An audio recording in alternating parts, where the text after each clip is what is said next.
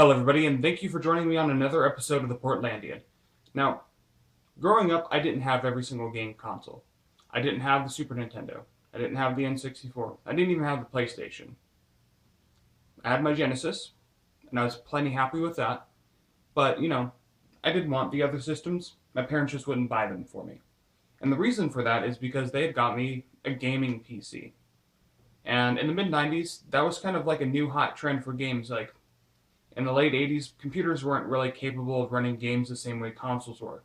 But by the mid 90s, they definitely were accelerating above and beyond to where today, where the PC still is the ultimatum of the gaming platform.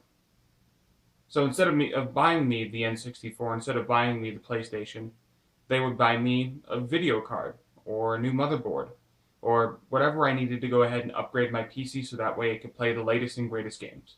And because of that, I was able to play a crap ton of games growing up. So what I wanted to do for you guys today was actually compile a top 10 list of my favorite PC games of all time. Unfortunately, that is damn near impossible to do because of the amount of games that are fantastic on the PC. So I was able to narrow it down to 20.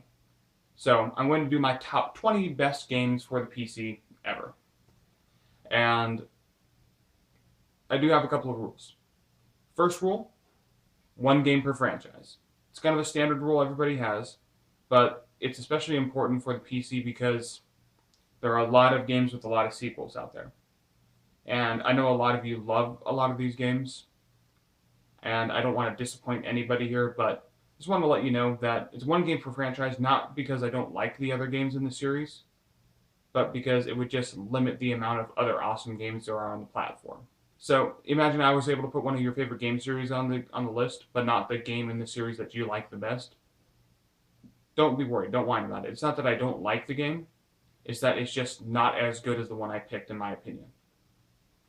Another rule, it has to be a game that I played. So games like XCOM, I never played it. So I have no sort of background with the game, so it will not be appearing on this list. I know it's a great game. I've heard so much about it, but I've never played it, so I don't know. Third, the game does not have to be PC exclusive. There are so few games that are PC exclusive anymore that it would make this list extremely short. But the reason that it's not, I'm not forbidding games that were multi-platform is because the PC versions of many games actually do excel beyond the console version of them in a way that makes them a superior experience on the PC. Games like Oblivion, for instance, where you have the entire modding community, where you have the HD res packs and all the other sort of little modifications to the game that make it an entirely different experience from the console version. So without further ado, let's go ahead and start this top 20 list.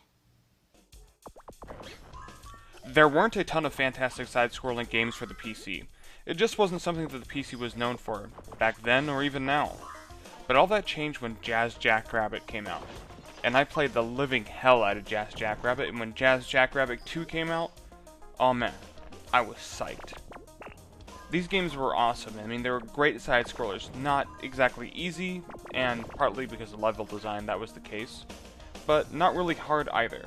And given that the only other side-scrollers I'd ever played were Mario and Sonic the Hedgehog, it was definitely quite a different game with this sort of run-and-gun slash platforming sort of environment.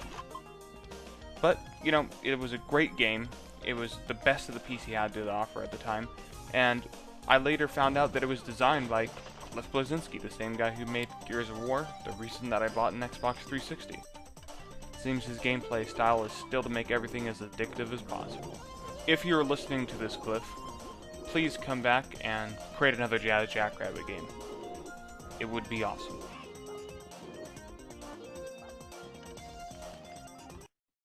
First-person shooters were all the rage on the PC in the days before Halo. The keyboard and mouse even now remains the optimal way to play any sort of FPS. One of the most popular games of its time, and one of the first to have a free online multiplayer deathmatch mode that was full of cheaters naturally, was Novologic's Delta Force series. The spiritual predecessor of the Call of Duty Modern Warfare franchise, Delta Force was all about completing missions and killing every last hostile. Sort of a standard today, but Delta Force never made it easy or held your hand like some games today. While linear in what you actually had to do, the game had a fully explorable and large maps and a variety of weapon loadouts so you could play the game in any style you wanted. Do you prefer to snipe every last enemy with a 50 cal on a hill far away from the objective? Go right ahead.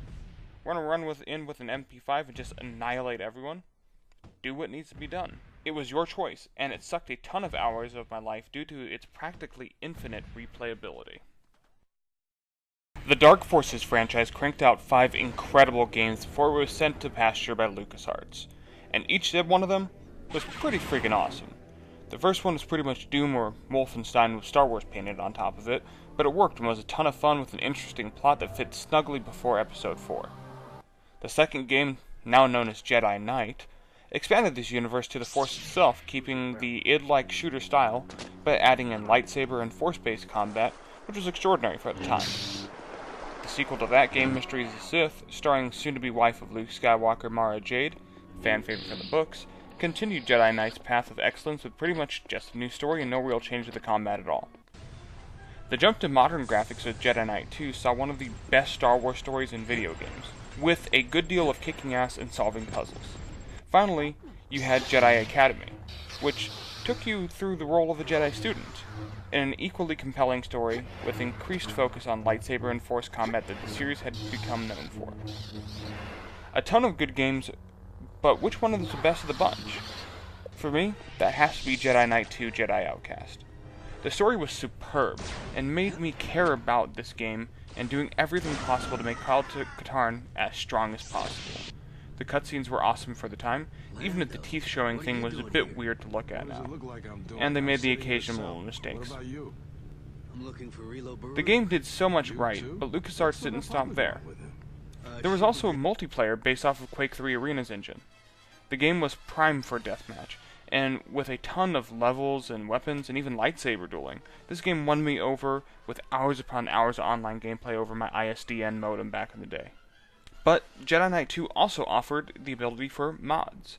It even had a easy to select area for you to just click mods and then add what mods you wanted in the game. Very awesome. You can make custom characters, custom maps, pretty much whatever. And everyone who had that map you could play online with.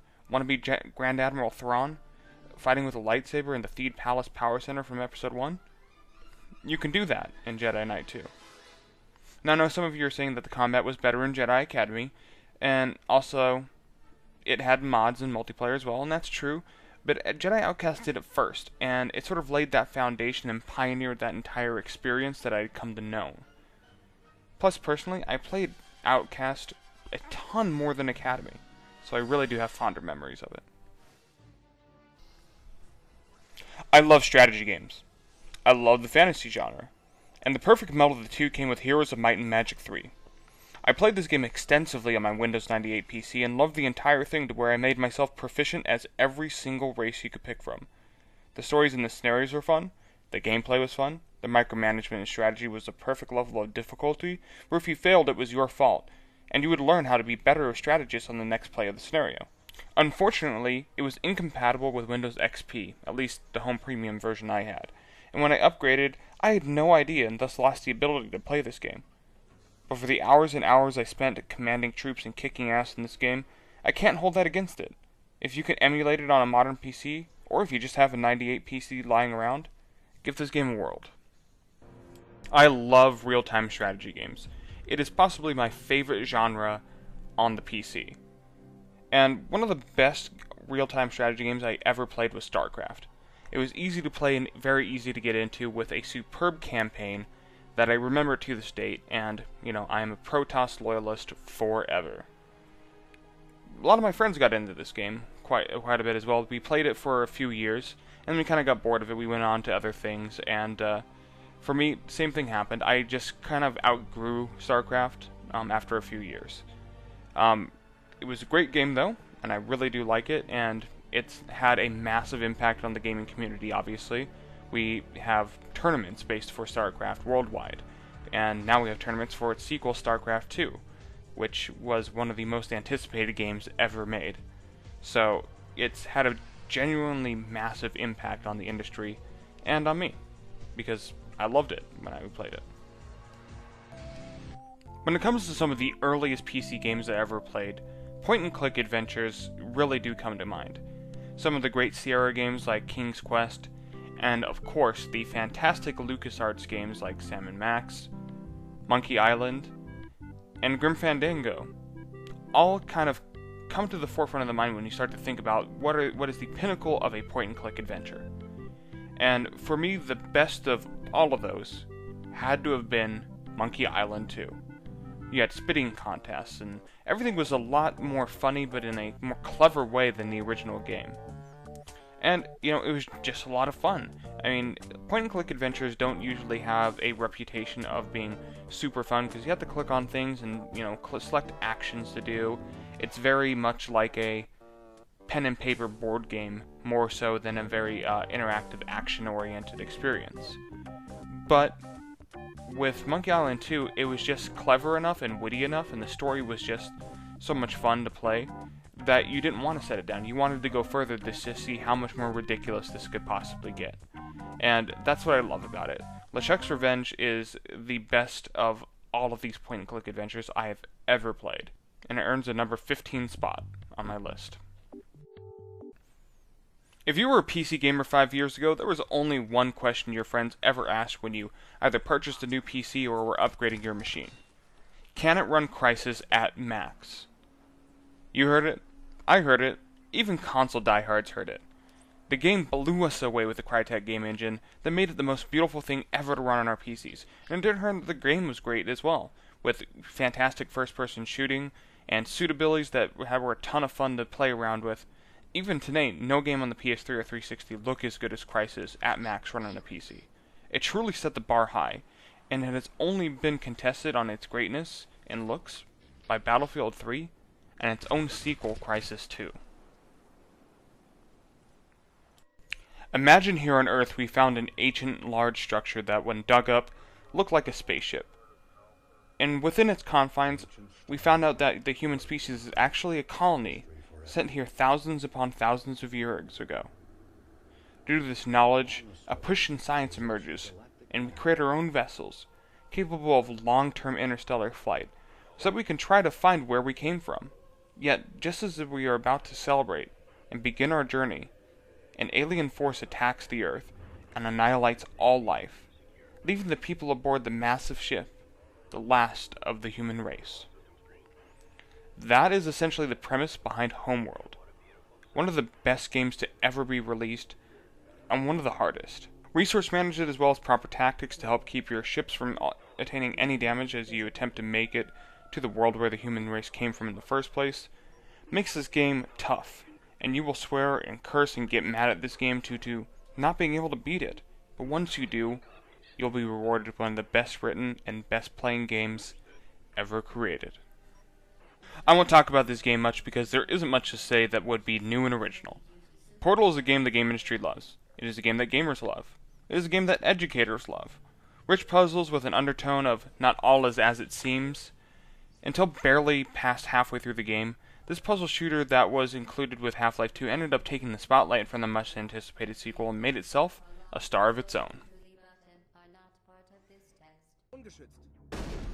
One of the best games of all time, Mass Effect was a game I originally purchased and beat on the Xbox 360, and I enjoyed it quite a bit. It was a ton of fun, and I liked the story, and it just really had me hooked. It was a great atmosphere, great game. Yet, when a Steam sale came, and it happened where Mass Effect 1 and 2 were available for $20 for the both of them back in 2010, how could I say no?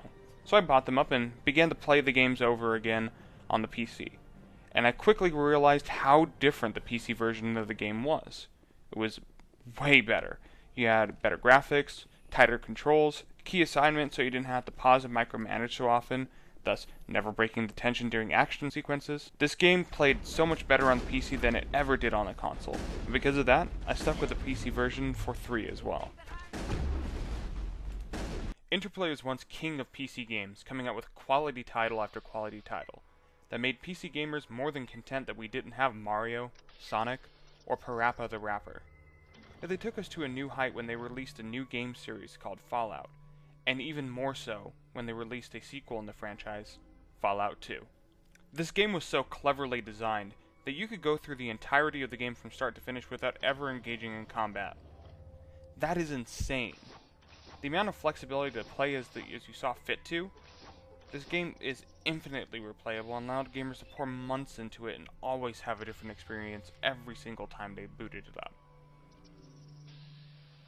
When people think about PC gaming, one of the games that will inevitably pop up in your mind is Doom. You play as a badass who can outrun rockets and fights the forces of hell on Mars. While this may sound like a ridiculous premise, and it is, this game is tons of fun. You run and shoot everything in sight, you pick up more badass weapons, and you kill some more demon scum. This game hit such a craze on the PC that lesser ports of the game were brought to the Super Nintendo and Sega Genesis, just to satisfy the console gamers who wish they had a PC game.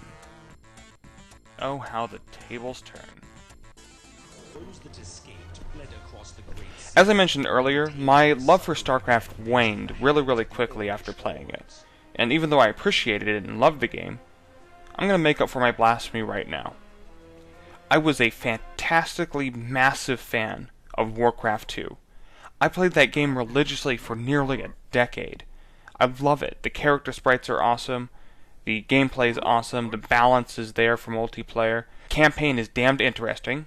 The LAN multiplayer and cross-platform to Mac meant that no friend was left out, that you could play with your friend on a Mac, you can be on a PC, and you can still battle each other. Man, that was just fun. And I loved being able to play this game. I could still even pop it in now and still get enjoyment out of it. Warcraft 2 is just the epitome of Blizzard's RTSs that they've ever made. The Elder Scrolls series was birthed on the PC, and has flourished there ever since, spawning some truly incredible titles. The reason people love the PC version so much, aside from having improved graphics and the fact that up until Skyrim the inventory screens were more designed for a keyboard and mouse than a controller, was the modding community.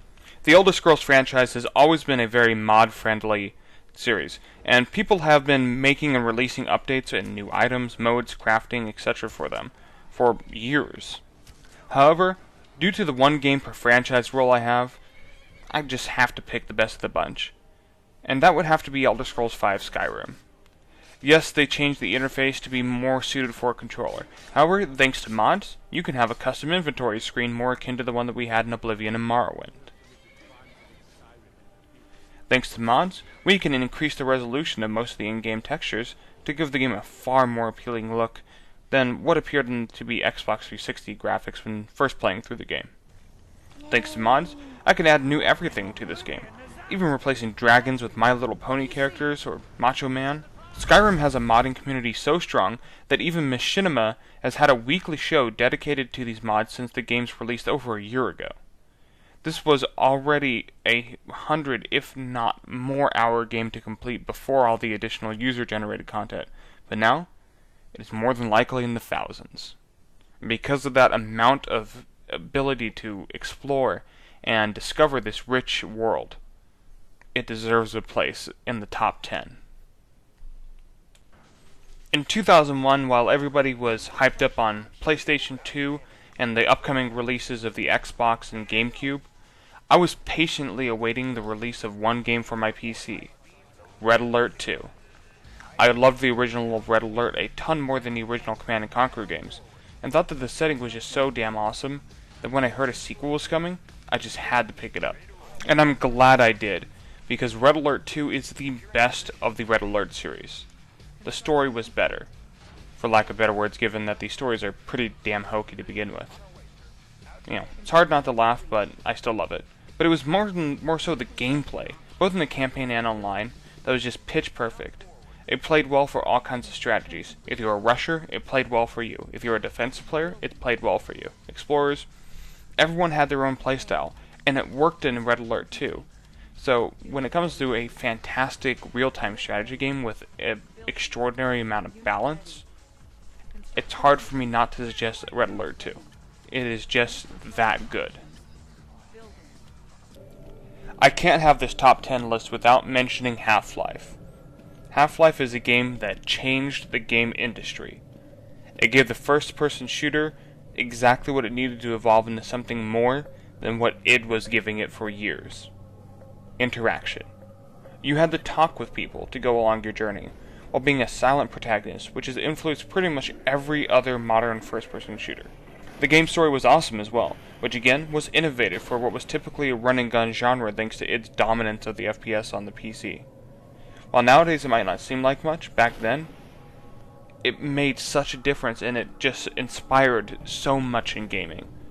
Without Half-Life, we wouldn't have Halo. We wouldn't have Call of Duty. These sort of instances, these sort of campaigns where we have our silent protagonist, the person who we immerse ourselves into, would not exist without Half-Life. And we all owe Valve our deepest thanks for pushing the game industry forward with Half-Life. Another Blizzard game, Diablo has been one hell of a game series. Each entry has been awesome, with each game being extremely replayable, especially thanks to every entry having the ability to play online. Cutting off your friends' ears has never been so much fun.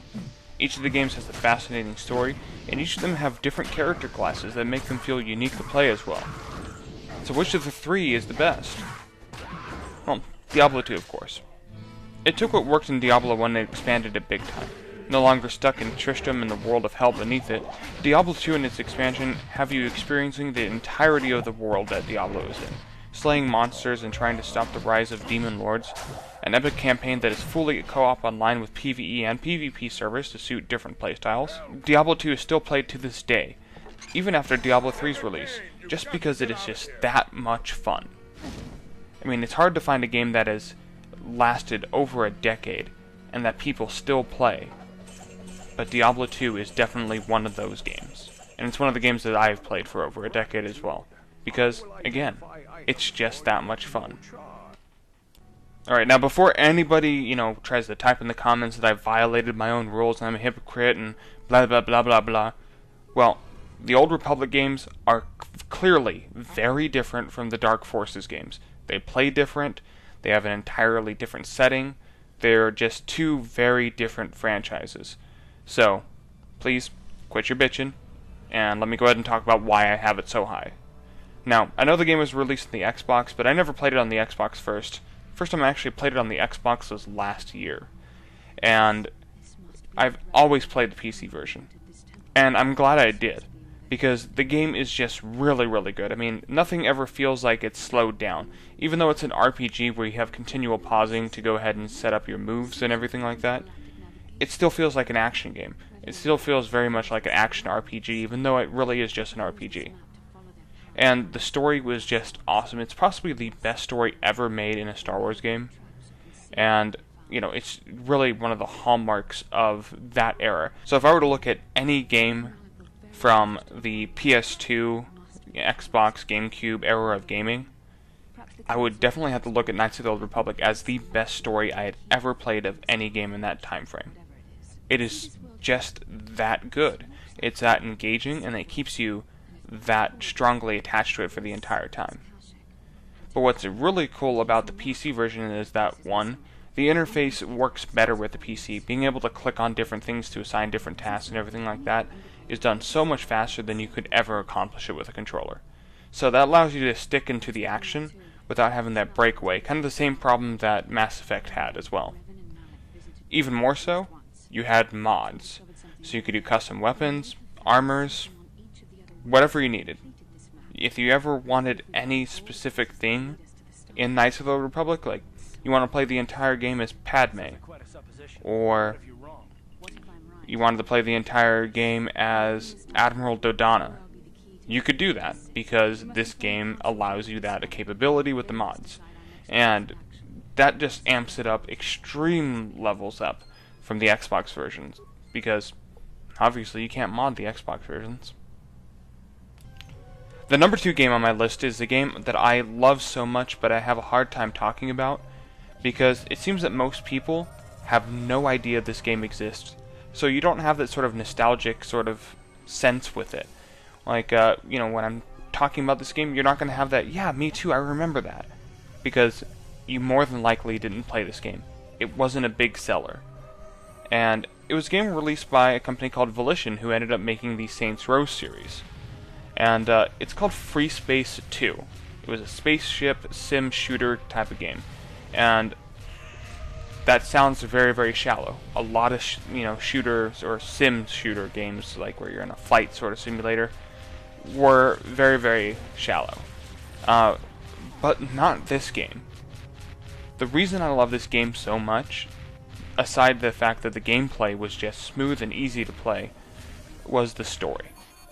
And unlike a whole lot of games, Free Space 2 doesn't feel like they built the game and then they built a story to fit that game. It feels like the developer actually wrote a story, and then they decided to build a game on top of that story.